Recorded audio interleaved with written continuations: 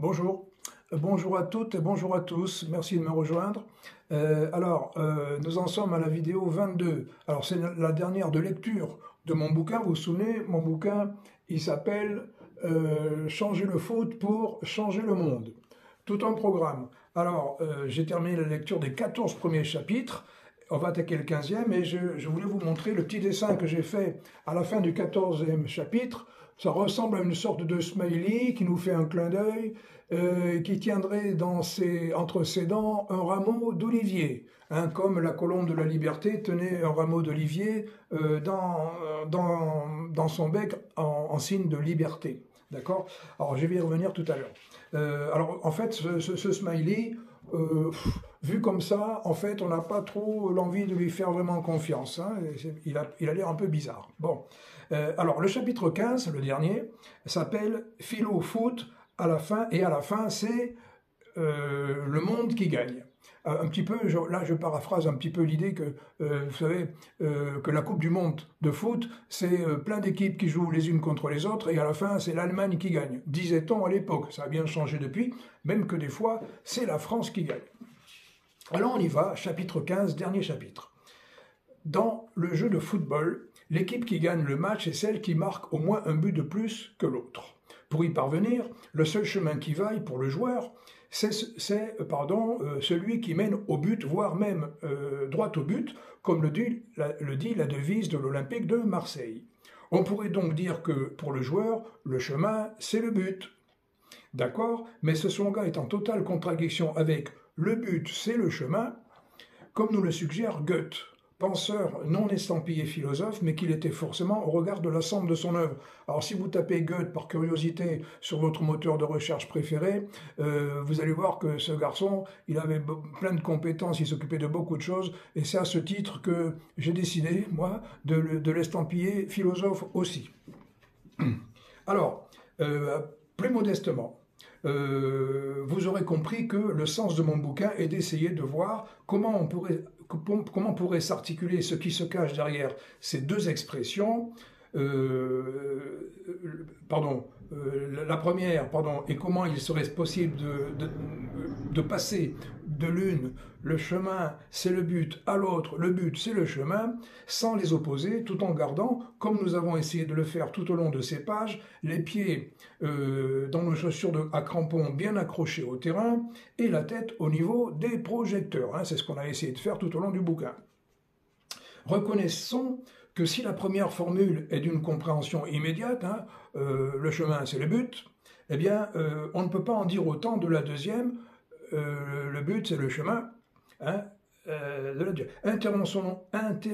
Intéressons-nous donc plus particulièrement à cette dernière.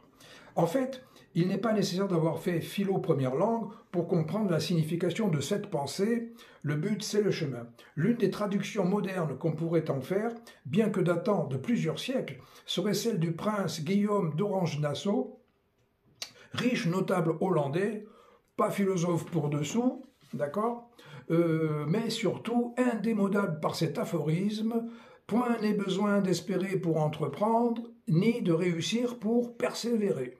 Et ouais, il a dit ça, le mec. Ce à quoi j'ajouterais, même si en fin de compte, au bout du chemin donc, rencontrerions-nous l'échec, mais en apparence seulement. Ah bon?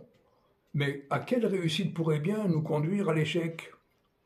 Pour le savoir, amusons-nous donc, chacun pour ce qui le concerne, à faire la liste de tous nos échecs effectifs, échecs entre guillemets, mais qui, en fait, nous ont amenés à changer d'école, de professeur, de copains, de maison, de famille parfois, de métier, de projet, de rencontrer telle ou telle personne, y compris soi-même d'ailleurs, à nous mettre à la musique, au théâtre, à l'écriture ou à toute forme d'art, à connaître cet autre lieu, cet autre pays, à apprendre une autre langue, à pratiquer tel sport, une autre activité, à avoir une nouvelle passion, à voyager et à connaître d'autres cultures.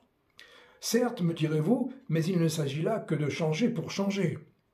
Avec des fortunes diverses, d'autant qu'à l'inverse, il y a aussi ces réussites qui, en fin de compte, nous ont conduit à des échecs. C'est vrai aussi.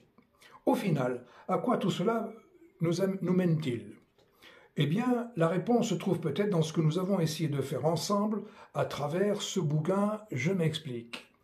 Vous avez tous entendu au moins une fois dans votre vie ces 4 simples mots « Connais-toi toi-même », qui n'en font que 3 en fait, non écrits mais prononcés par Socrate, grand philosophe parmi ses pairs, mais légendaire pour justement n'avoir laissé aucun écrit. Incroyable mais vrai. Comme quoi? Eh bien, sachez que pour ce qui nous occupe aujourd'hui, changer le foot pour changer le monde. Et par le simple fait d'avoir accueilli ce livre avec bienveillance comme vous l'avez fait. Et après l'avoir lu, votre point de vue, ou l'avoir entendu lire, votre point de vue en a été modifié, ne serait-ce qu'un iota. Et votre regard a pu se faire un peu plus lucide, ne serait-ce qu'un chouïa. Ou alors, vous comme moi, nous n'aurons pas perdu notre temps. Comme le disait Antoine de Saint-Exupéry, dans Le Petit Prince, on ne voit bien qu'avec le cœur, l'essentiel est invisible aux yeux, c'est-à-dire à la conscience, la sienne ou celle des autres. Et même si les règles du foot ne devaient jamais évoluer, pire encore, même si ces règles devaient changer, telles que je le propose, sans pour autant modifier en rien le comportement des joueurs, ce que nous l'avons vu est impossible tout simplement, que vous soyez sur le terrain, dans les tribunes ou dans votre canapé devant la télé. Qu'est-ce qui dès lors pourrait réellement modifier le cours de votre vie pour aller vers le moins pire? Restons réalistes. Eh bien, cela ne résidera jamais ailleurs que dans la distance que vous serez capable de mettre entre le foot et vous, et dans la part de lucidité que vous pourrez mettre dans le regard avec lequel vous suivez le match, et avec lequel vous verrez le monde bien au-delà du match. Et si vous êtes capable de le faire pour le foot, alors vous le serez aussi pour quelque autre sport et dans quelque domaine que ce soit, depuis l'art sous toutes ses formes jusqu'à la politique de tous les bords, en passant par l'amour et l'amitié et par tout ce qui peut remplir une existence.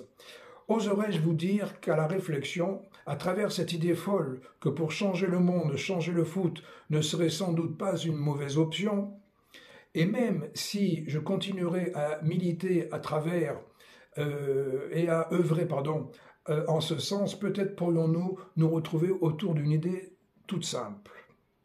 Au fond, ne s'agissait-il pas pour nous de souffler un peu, de prendre le temps de nous arrêter un instant sur le chemin qui va de la naissance à la mort, et de nous retourner. J'aime bien cette idée, pas vous? De continuer à marcher vers son but, certains diraient vers le bonheur, encore et toujours, en se retournant de temps en temps, sans jamais cesser d'avancer dans la même direction, mais à reculons. L'expérience est une lanterne que l'on porte sur le dos et qui n'éclaire jamais que le chemin parcouru. C'est Confucius qui disait ça, pour nous rappeler que si l'on ne prend garde à ne jamais se retourner dans la vie, alors notre propre expérience pourrait bien nous faire de l'ombre. Et c'est ainsi que, même si à l'image de l'horizon sur la planète, ou de l'arc-en-ciel sous la pluie, le but, celui qui ferait donc le bonheur de certains, recule inexorablement au fur et à mesure qu'on s'avance vers lui, de savoir que nous progressons sur la voie de la connaissance et de la compréhension de ce monde, des autres, de l'autre et surtout de soi-même, nous permet de prendre conscience du long chemin déjà parcouru et, le regard fatigué mais ébahi, de se dire dans un lent hochement de tête « Ah quand même !» Et ce, même en regardant un simple match de foot. Pour terminer, je vous propose ce petit dessin que j'ai ajouté. Oh, vous voyez mal, mais il dit, en gros, « Humanité, j'écris ton nom avec un rameau d'olivier ». Emprunté à Paul Éluard qui lui disait « Liberté, je crie ton nom ». Alors moi j'ai mis « Humanité, j'écris ton nom » pour rappeler que l'humanité, elle est ce qu'elle est, elle a ses bons côtés, elle a ses mauvais côtés, mais on peut faire en sorte de ne développer que les bons côtés de notre humanité profonde. J'ai fini pour aujourd'hui. Je pense que je ferai une dernière vidéo très prochainement pour résumer tout ça. Et je vous dis quand même au revoir. Portez-vous bien, pensez un petit peu à tout ça. Et merci. Salut, ciao à toutes et à tous.